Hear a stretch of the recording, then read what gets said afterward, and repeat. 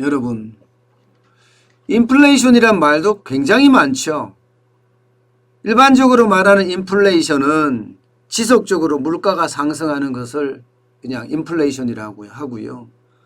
초인플레이션이란 말을 쓸 때는요, 물가 상승률을 2%까지는 적정 물가라고 일반적으로 이야기합니다. 여기까지는 용인을 하는데 이거보다가 2배가 된다. 물가 상승률이 뭐 4% 간다. 이러면 이제 초인플레이션이라고 이야기하고요. 여기서 4%가 아니라 두 자릿수로 간다. 이러면 이제 거대 인플레이션이라고 합니다.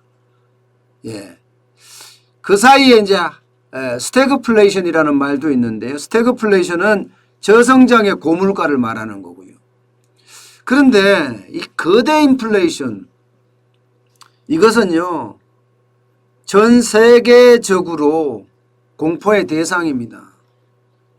그것도 두 자릿수가 넘게 그렇게 인플레이션이 터져서 이자를, 금리를 말입니다. 금리를 두 자릿수 넘게 올렸던 그런 적이 있거든요. 예. 다시 말해서 물가도 폭등해서 두 자릿수, 금리도 폭등해서 두 자릿수, 이렇게 됐던 적이 있습니다. 이게 거대 인플레이션 조짐입니다. 거대 인플레이션입니다. 바로 1차 오일 쇼크 때하고 2차 오일 쇼크 때예요. 보시는 것처럼 1974년경을 보면요. 예, 이게 성장률이 빨간색이거든요. 성장률은 곤두박질 칩니다. 마이너스로. 예, 1976년까지도 계속 1년 동안이 아니라 2년 동안 계속 마이너스 꼬꾸라지고요. 반면에 소비자 물가 올라가는 거 보세요. 소비자 물가. 74년부터 76년 사이 말입니다. 소비자 물가가 지금 거의 75년도에는요. 12%를 넘어섰습니다. 12%. 두 자릿수가 넘었죠. 이게 거대 인플레이션입니다. 거대 인플레이션. 예, 똑같은 상황이 여러분, 똑같은 상황이 1980년대 2차 오일 쇼크 때도 똑같이 왔습니다. 성장률은 떨어지고 물가는 이게 유가가 올라가니까 물가가 완전히 폭등했어요. 1980년대는요. 15% 가까이 올라갈 정도로 물가가 난리가 났습니다. 이렇게 70년대 중반에서부터 80년대 중반까지 한 10년 동안 전 세계는 쉽게 말하면 거대 인플레이션에 쌓였었거든요.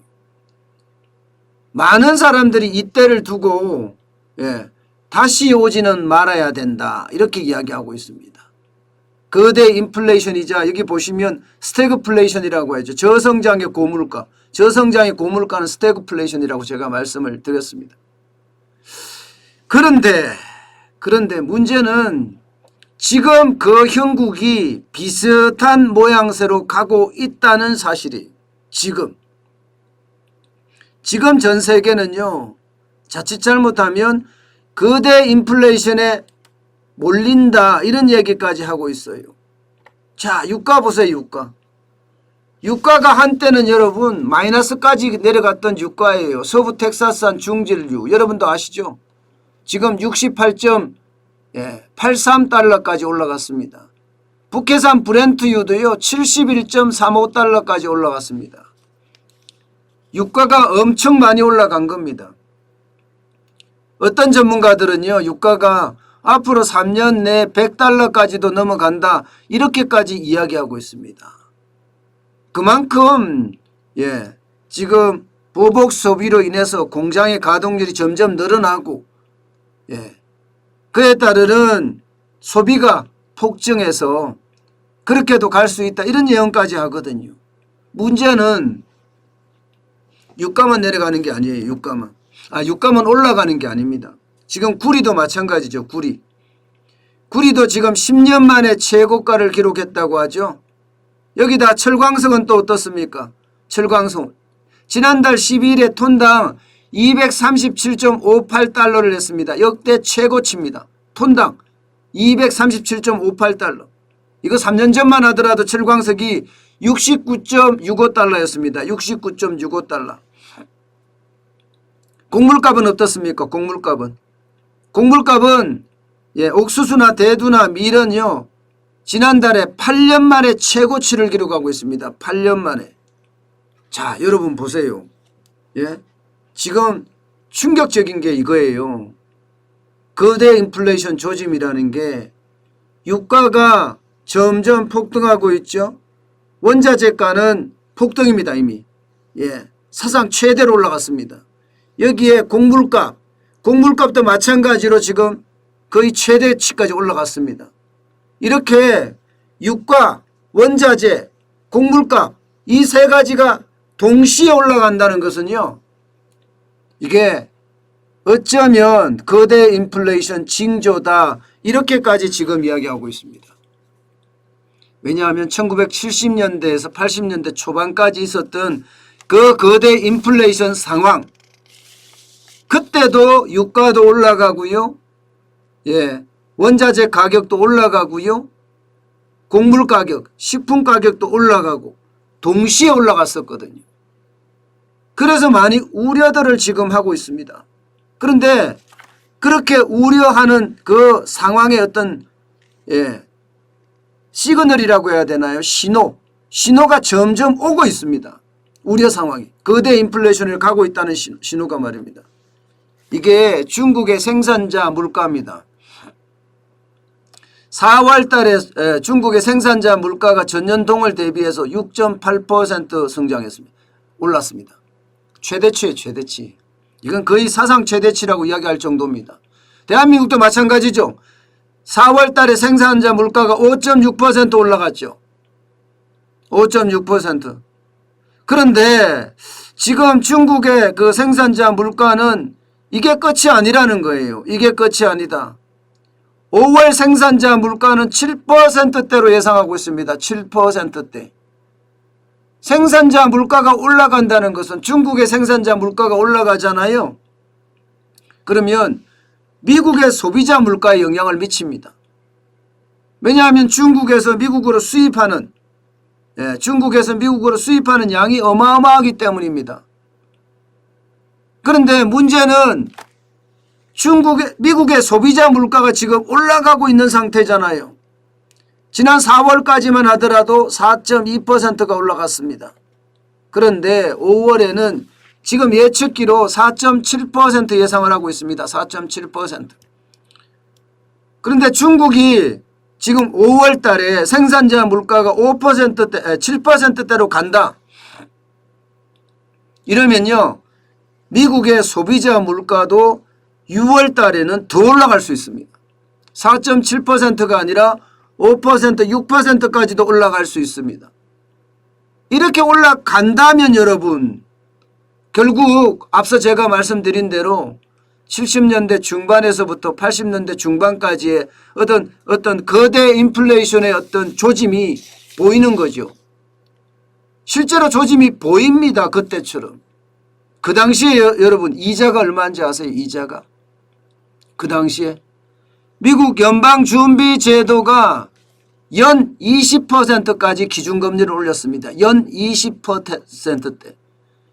그야말로 난리가 아니었습니다. 그 당시에. 예, 말이 20%대지 지금 미국의 금리가 얼마입니까? 0%입니다. 예, 0%. 0%예요. 0%. 그런데 이 금리가 20%대까지 올라갔었다고 하는 것은 예, 그만큼 난리도 아니었다는 이야기잖아요.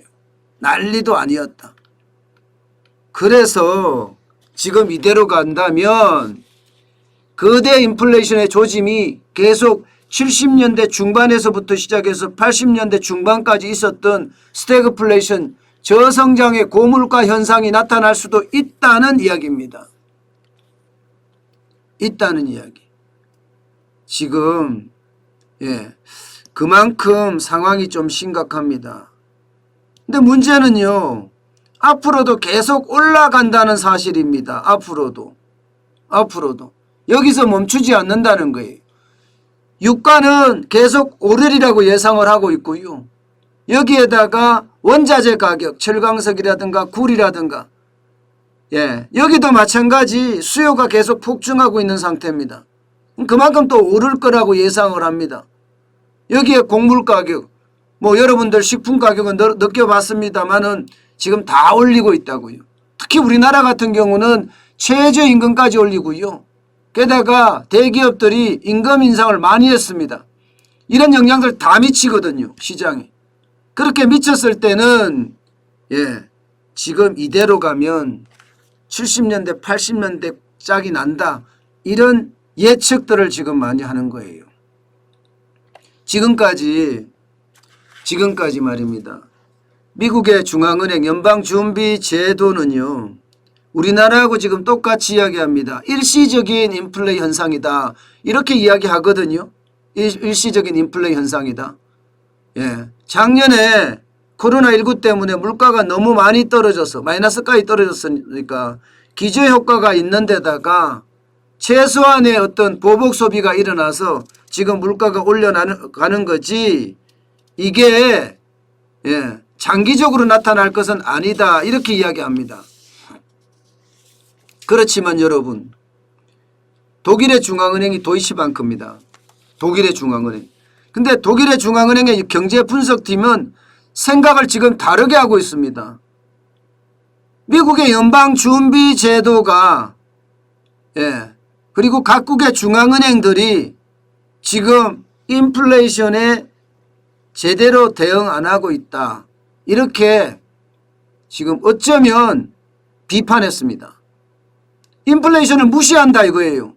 세계 경제가 인플레이션 때문에 70년대 80년대 거대 인플레이션 상황에 놓여 있는데도 각국 정부는 지금 돈 풀기에 정신없다. 이렇게까지 이야기하고 있거든요. 그러면서 완전한 충고를 줬습니다. 역사적으로 미국의 중앙은행 연방준비제도가 뒤늦게 대응을 하면 반드시 그 뒤에는 경기 침체가 뒤따랐다. 이렇게까지 이야기를 합니다. 그만큼 연방준비제도가 늦게 급제동을 거는 그런 상황이 와서는 안 된다. 이렇게까지 경고하고 나섰습니다. 만약에 말입니다. 70년대 중반에서 80년대 중반까지 어떤 거대 인플레이션이 만약에 터진다면요. 지금 상황은 굉장히 악화되는 상황으로 가고 있는데 그렇게 되면 주가나 부동산은요. 쉽게 말하면 혹독한 대가를 치러야 합니다. 고용도 마찬가지입니다. 고용도 지독한 대가를 치러야 돼요. 그만큼 실업자가 늘어나고 거품은 꺼진다는 이야기입니다. 저는 대한민국의 중앙은행, 한국은행도 지금 세계 전문가들이 이야기하는 거대 인플레이션에 대한 대응 반드시 필요하리라고 생각을 해요. 지금 사실 미국의 연방준비제도도 지금 고민을 하기 시작했습니다. 이대로 가면 이번 달에 6월 달입니다. 이번 달에 원래는 한 8월쯤에 잭슨홀 미팅 때 그때 테이퍼링에 대한 이야기가 나올 줄 알았거든요. 테이퍼링이라는 게 이 통화를 축소하는 방안이에요. 통화 축소하는 방안이 나올 줄 알았는데 이번 달에 아마 테이퍼링에 대한 논의가 FOMC 연방준비제도 이사회에서 이루어질 거다 이렇게까지 예상을 합니다. 그만큼 거대 인플레이션에 대한 우려는 지금 미국에서도 터졌다 이렇게 지금 봐야 될 것 같습니다. 그만큼 여러분 우리가 생각했던 것보다가 빠르게 세상은 변하고 있고 그 변화 속에 우리는 중심에 서 있습니다. 그만큼 우리는 지금 돈을 엄청 풀기 때문에 위험도가 저는 더 커지리라고 생각합니다. 위험도가. 그 어느 때보다 여러분 거대 인플레이션에 대한 대비 굉장히 중요합니다. 인플레이션이 오면 돈이 휴지 조각이 된다는 것은 아시잖아요. 그러면 내가 실물을 어떻게 가지고 있을 것인가, 금은 어떻게 가지고 있고 원자재는 어떻게 투자하고 채권은 어떻게 가질 것인가 항상 생각해야 되는 그런 시간을 가지기 바라겠습니다.